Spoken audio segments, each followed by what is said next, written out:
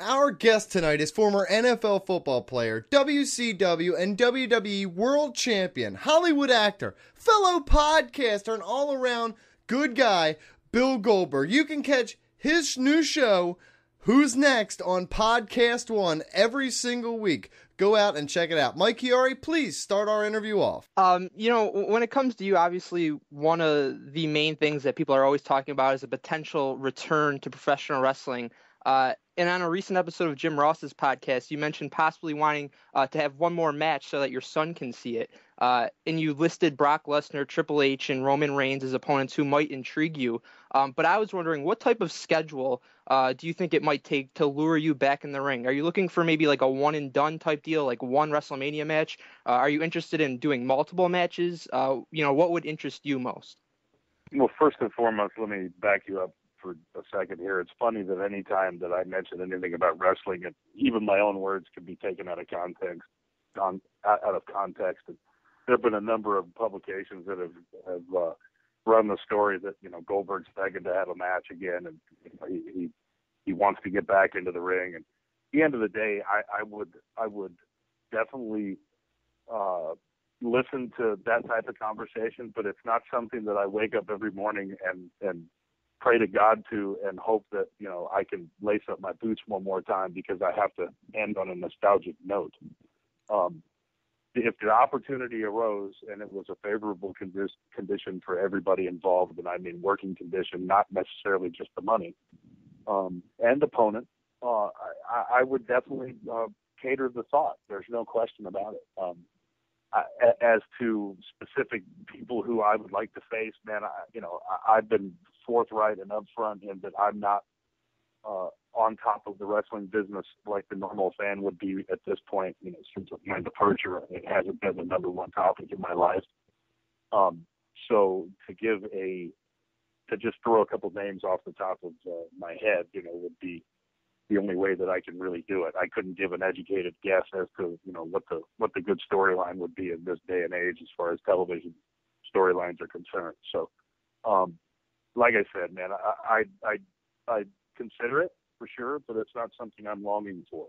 JR is a very good friend of mine, and I can talk straight with him, and that's what these podcasts do is they catch intimate conversations. And now that I have my own, I think that if I can point the mic towards someone else and let them spew for a little while, they can get themselves in trouble more so than I can.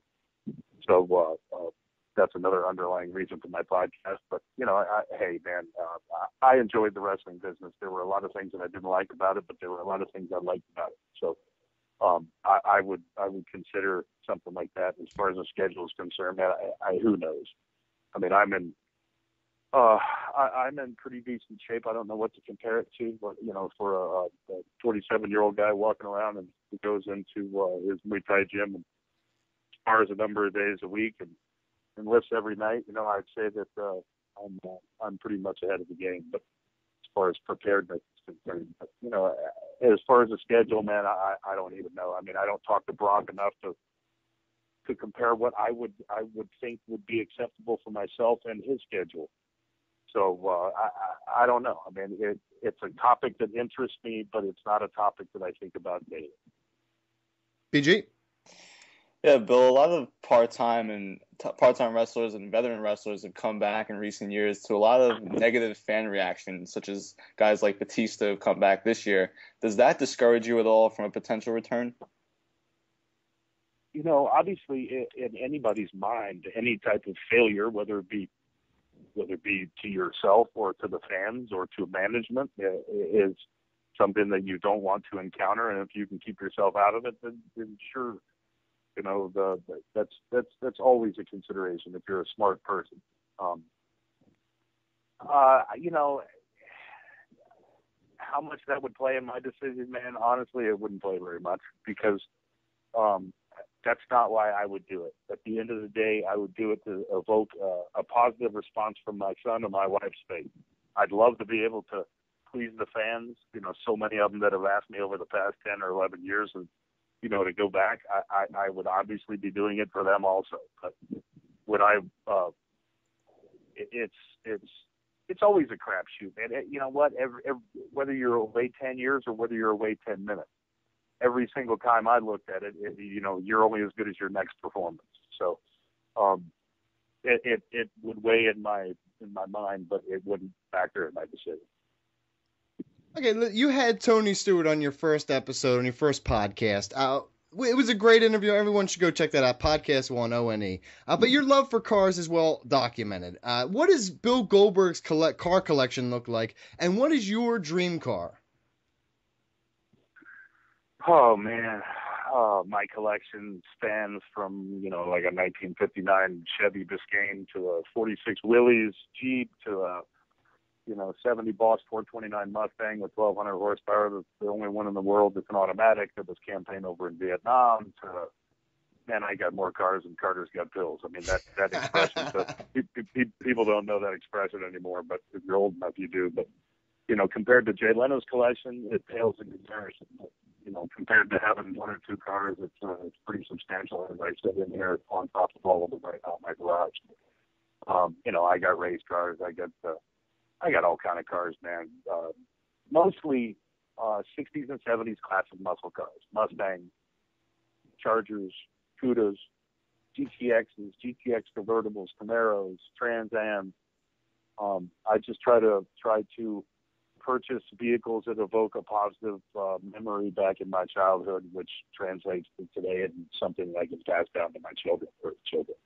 I got one child, so passed down to my boy. It's a very cool hobby. It's a lot of fun. It's another great subject matter to talk to about all my guests about. And hey, who doesn't have a story about an old car in the back of their mind in their childhood? So, whether it's Tony Stewart or hopefully I got Junior coming up. I got Kurt Busch coming up.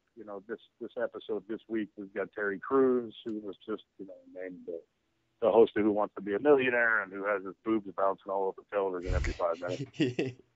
But it's a cornucopia of celebrities that just so happen to be friends of mine, and most of them like cars. I talked to Billy Gibbons guys earlier today, from CZ Cop, and he's a huge car guy.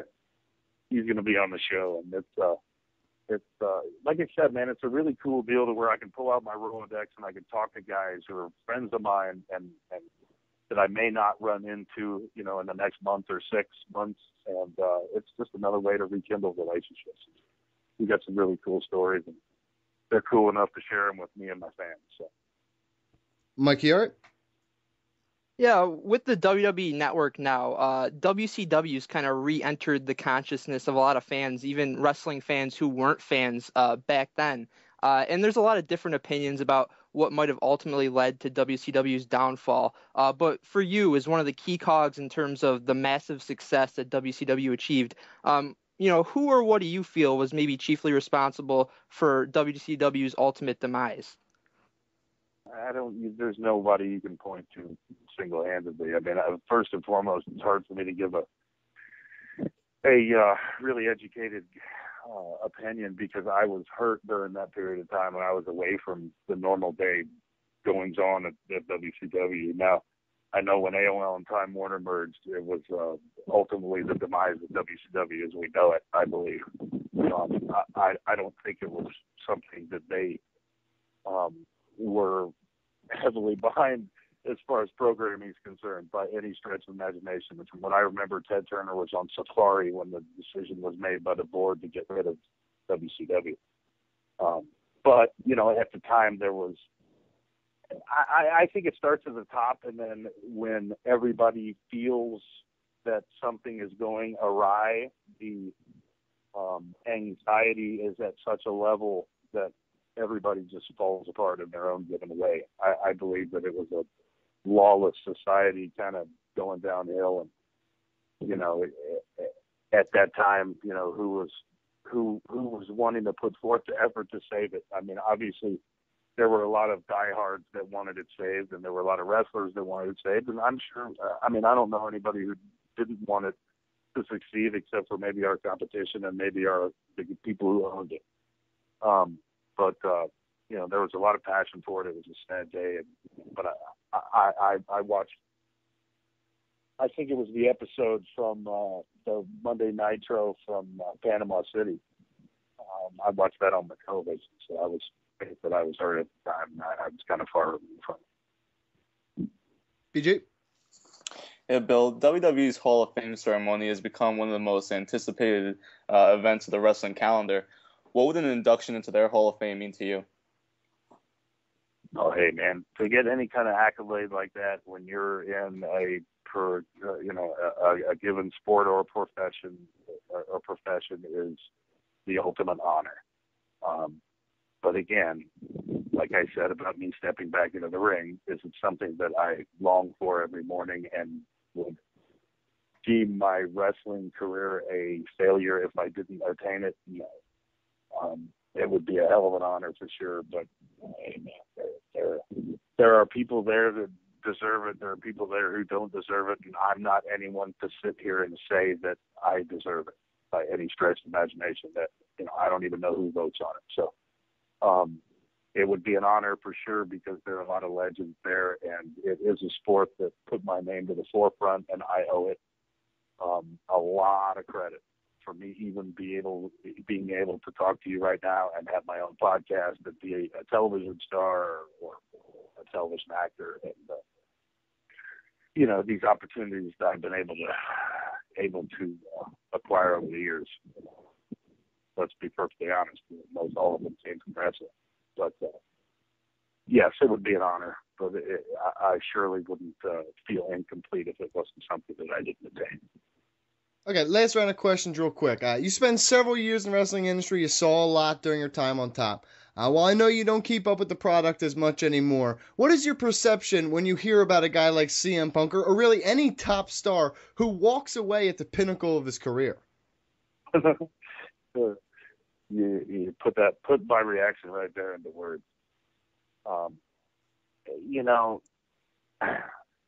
We're all individuals and we all lead our lives different ways.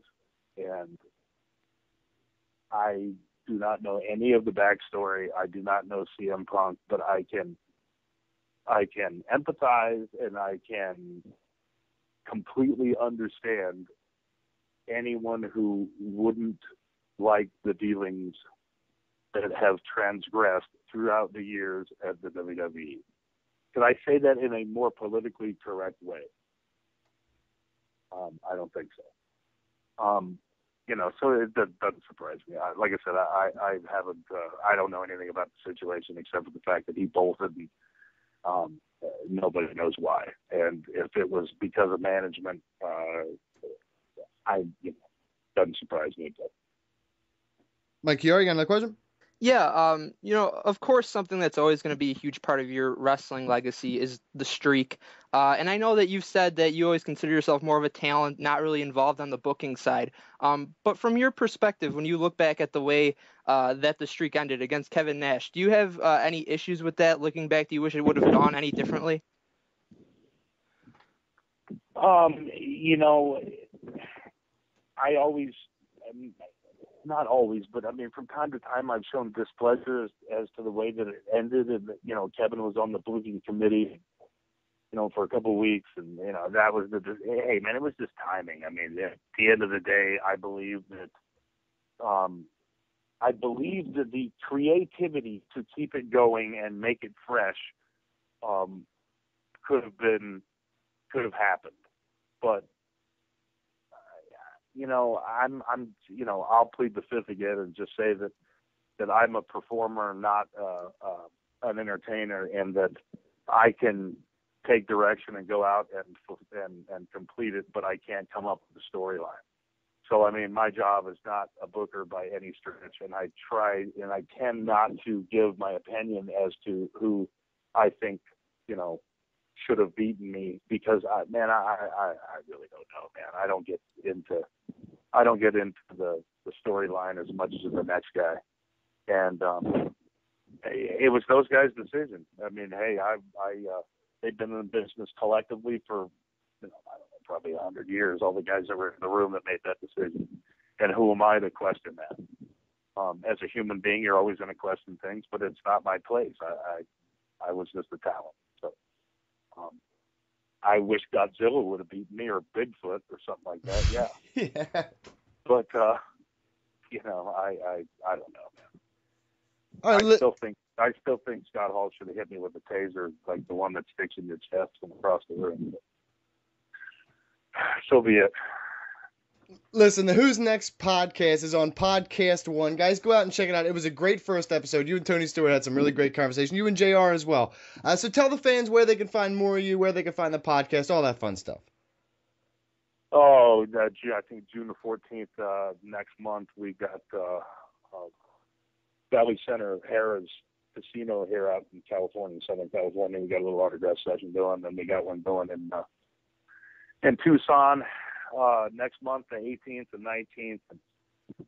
You know, I'm doing the podcast once a week, man, and every Friday, podcast1.com. You can check out a new episode. Got Deion Sanders and Terry Crews and Kurt Busch and, man, Billy Gibbons. The list is just going to get better and better. It's a lot of fun. Everybody check it out. Subscribe to it. It's on iTunes right now. And, check into the podcast, because this Bleacher Report interview that I just did is going to be the one of very, very few that I have done and will do, because most of the information that I'm giving out will be on the podcast. So everybody tune in, man, and throw your suggestions to Goldberg on Twitter as far as future guests or questions to ask the guests coming up. So be good, gentlemen. I appreciate the interview. Listen, Mr. Goldberg, we appreciate your time. We appreciate you coming on the show. Have a great night, and good luck with the podcast, sir. Thank you, gentlemen.